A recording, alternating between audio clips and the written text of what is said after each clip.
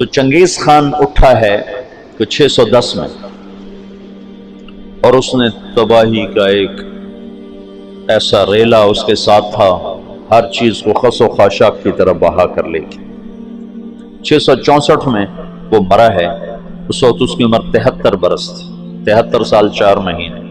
اس نے کوئی 25 برس حکومت کی، اور اس نے چنگیزی سلطنت کو ناقابل تسخیر بنا دیا۔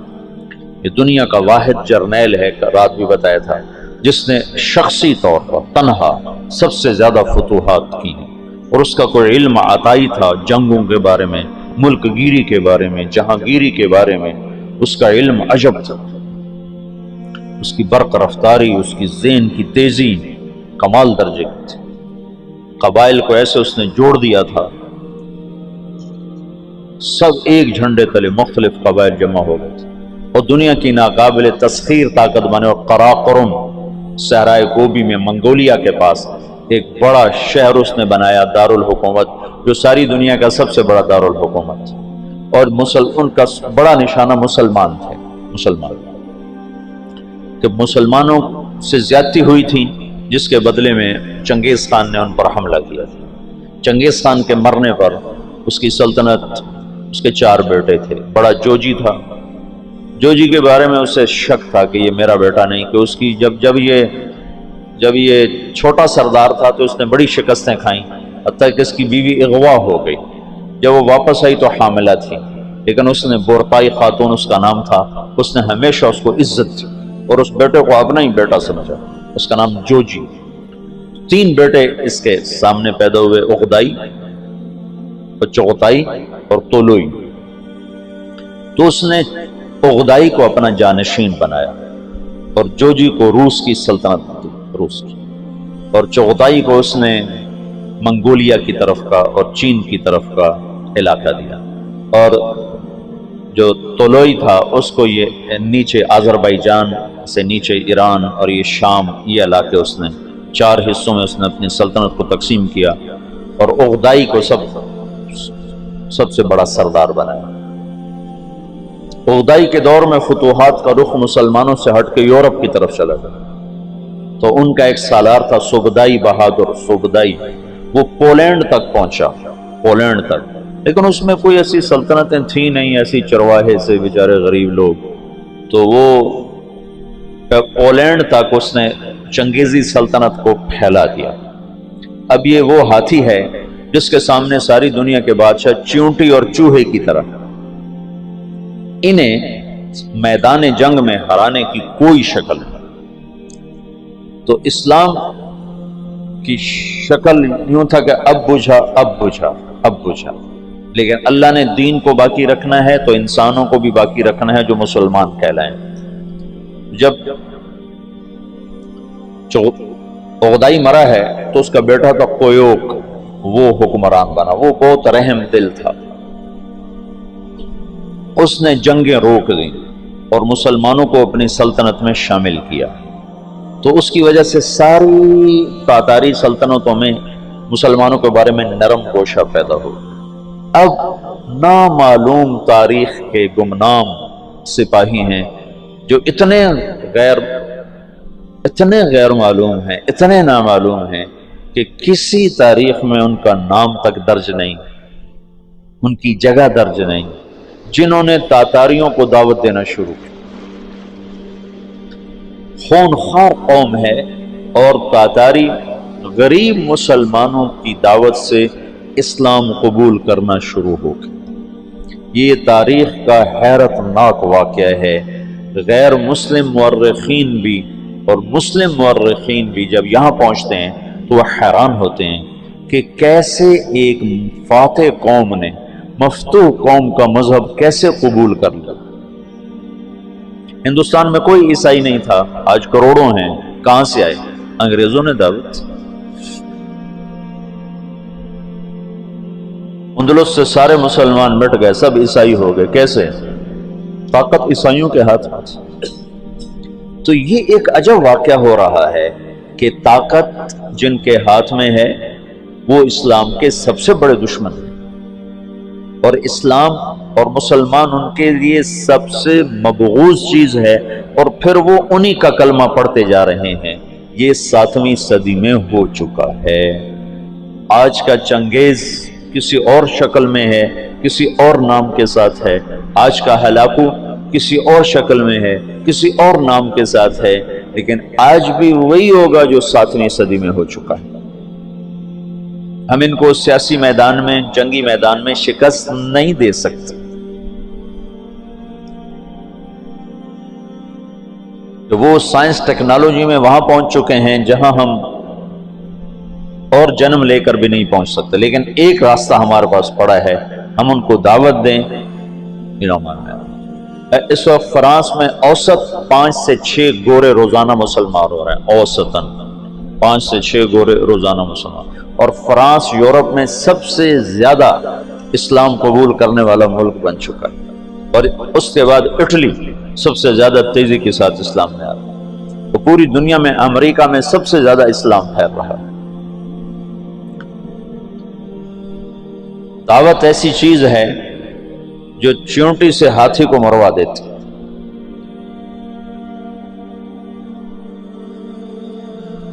اس کی نرمی سے کچھ دل نرم ہوئے اور اسلام داخل ہونا شروع ہوا۔ تو کویوک جب مرا ہے تو اس کا بعد طلوئی کے 4 بیٹے تھے، ایک قبلائی خان، ایک منگو خان، ایک بوکا خان اور ایک ہلاکو خان۔ تو اس وقت جوجی کا بیٹا ایباقا وہ سب سے بڑا سردار تھا تاتاریوں میں، تو انہوں نے مشورہ کیا کہ اب ہم کس کو اپنا خاقان بنائیں، تو ایباقا نے منگو خان کے بارے میں کہا کہ اس کو اپنا خاقان بناؤ۔ منگو اسلام دشمن تھا، اس کے دور میں بغداد تباہ ہوا ہے۔ جب بغداد پہ حملے کا لشکر نکلا ہے تو یہ جو مسلمان دائی تھے یہ جوجی کی نسل میں اپنا کام دکھا چکے تھے، اور جوجی کا پوتا برکا خان مسلمان ہو گیا۔ ان کی دعوت پر ایک وزیر مسلمان ہوا۔ وزیر کو جب موقع ملتا برکا خان کو اسلام کے فضائل سناتا، اس کو باتیں بڑی اچھی لگتی، پھر وہ پوچھتا تمہیں یہ باتیں کون بتاتا ہے؟ تو پھر وہ بڑے مناسب طریقے سے کہتا کہ یہ مسلمانوں کا دین ہے، یہ مسلمان بتاتے ہیں۔ پھر اس نے کہا مجھے مسلمانوں کا کوئی وفد ملاؤ۔ پھر ایک وفد اس سے ملا، انہوں نے اسلام کی دعوت دی، اسلام کے بنیادی اصول بتائے، تو برکا خان مسلمان ہوا۔ روس آج بھی دنیا کی سب سے بڑی سلطنت ہے، اس وقت بھی روس بہت بڑی سلطنت تھا، تو جتنا روسی مغل تھا اور چنگیزی تھا وہ برکا خان کی برکت سے سارے کا سارا مسلمان ہو گیا۔ کوئی تلوار ہلاکو جس نے بغداد کو تہ تیغ کر کے رکھ دیا، 15 لاکھ آدمی ذبح کر دیا۔ 658 میں پھر اس نے مصر پہ چڑھے، اس دوران حلب، شام، دمشق کو اس نے اینٹ سے اینٹ بجا دیا۔ پھر 658 میں وہ دمشق مصر کی طرف حملہ آور ہوا۔ تو مصر پر اور ہندوستان پر، حالانکہ یہ دونوں ملک کے لوگ کو اتنے دلیر نہیں تھے جتنے کہ شام، عراق، یہ جو جنگجو قومیں تو یہاں تھی، عرب اور مصر تو مخلوط قوم تھی، ہندوستان مخلوط قومیں تھیں، لیکن کوئی اللہ کی قدرت ہے، نہ ہندوستان پہ مغل حاوی ہو سکے نہ مصر پہ حاوی ہو سکے۔ دونوں جگہ ہندوستان والوں نے تو طاقت سے، اور اللہ کی مدد تو دونوں کے ساتھ تھی، اور مصر والوں نے سیاست سے۔ 658 میں ہلاکو خان نے مصر پہ حملے کے لیے فوج نکالی تو اس کا بھائی منگو خان مر گیا۔ منگو کے مرنے پر یہ قانون تھا کہ جو تاتاری جہاں پر ہے، جب خاقان اعظم مر جائے تو سب قراقرم پہنچیں تاکہ اگلے خان کا انتخاب کیا جا سکے، اگلے خاقان کا انتخاب کیا جا سکے۔ تو وہ وہاں سے نکلا، تو اس کی بیوی تھی وہ عیسائی ہو چکی تھی، دوقوزہ، اور اس کا سالار تھا کتبوغا، وہ بھی عیسائی ہو چکا تھا۔ وہ مسلمانوں پر بہت ظلم اٹھاتے تھے، بہت ظلم اٹھاتے تھے، اور ان دونوں نے بڑی کوشش کی کہ ہلاکو خان عیسائی ہو جائے، لیکن وہ عیسائی نہیں ہوا۔ تو انہوں نے اس کی منت کی کہ تم واپس نہ جاؤ، مصر کو فتح کر لو۔ وہ تو مر گیا، اب تو پہنچ بھی نہیں سکتے ہیں، تو تو تم بعد میں جانا، پہلے مصر فتح کرو۔ اس نے کہا نہیں، یہ چنگیز خان کا قانون ہے، میں اسے پورا کروں۔ اور اس نے ایک لشکر کا حصہ شام میں چھوڑا، فلسطین میں، اور 2 حصے لے کر وہ واپس چلا گیا قراقرم کی طرف۔ تو اس موقع سے فائدہ اٹھا کر مصر والوں نے خود حملہ کر دیا۔ تو عین جالوت پر 658 میں رمضان میں یہ جنگ لڑی گئی، اور 40 سال کے بعد مسلمانوں کو پہلی فتح نصیب ہوئی۔ اور اس میں کتبوغا گرفتار ہوا، تو وہاں مصر میں اس کو ٹکڑے ٹکڑے کر کے ختم کیا گیا، پر وہ ایسا کم وقت تھا کہ بوٹی بوٹی ہو گئے، پر اس نے سی نہیں کی، اف نہیں کی۔ انہوں نے کہا کیا تاتاری عورتوں نے بچے جننے بند کر دیے جو میرا کوئی بدلہ نہ لے گا؟ میرا بدلہ لینے والے ضرور آئیں گے، لیکن اللہ نے وہ موقع نہ دیا۔ برقع خان ایمان لا چکا ہے۔ جب ہلاکو چلا ہے، وہ قراقرم کے قرولتائی اس کو کہتے تھے، قرولتائی کانفرنس، اس کانفرنس کے لیے چلا ہے، تو اس وقت قبلائی طولوئی کے 4 بیٹے تھے، تو منگو بنا تھا، تو منگو کی جگہ بوقا خان موجود تھا قراقرم میں، وہ خود ہی خاقان بن گیا۔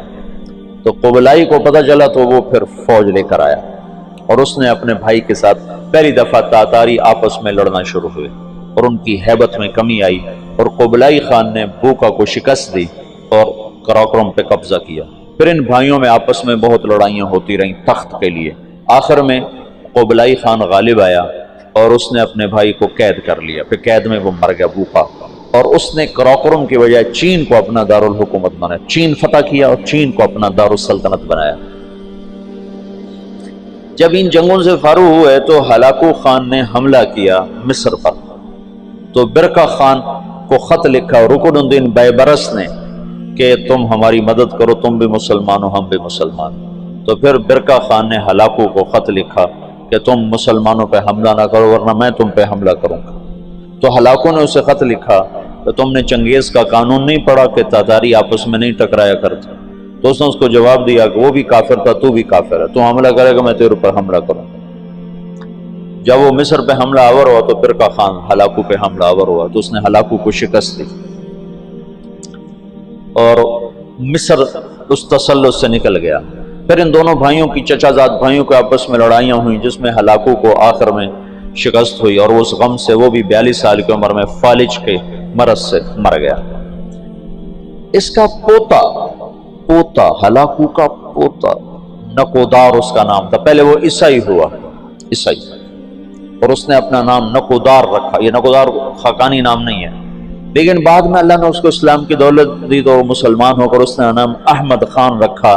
ہلاکو کی نسل میں اسلام داخل ہو گیا۔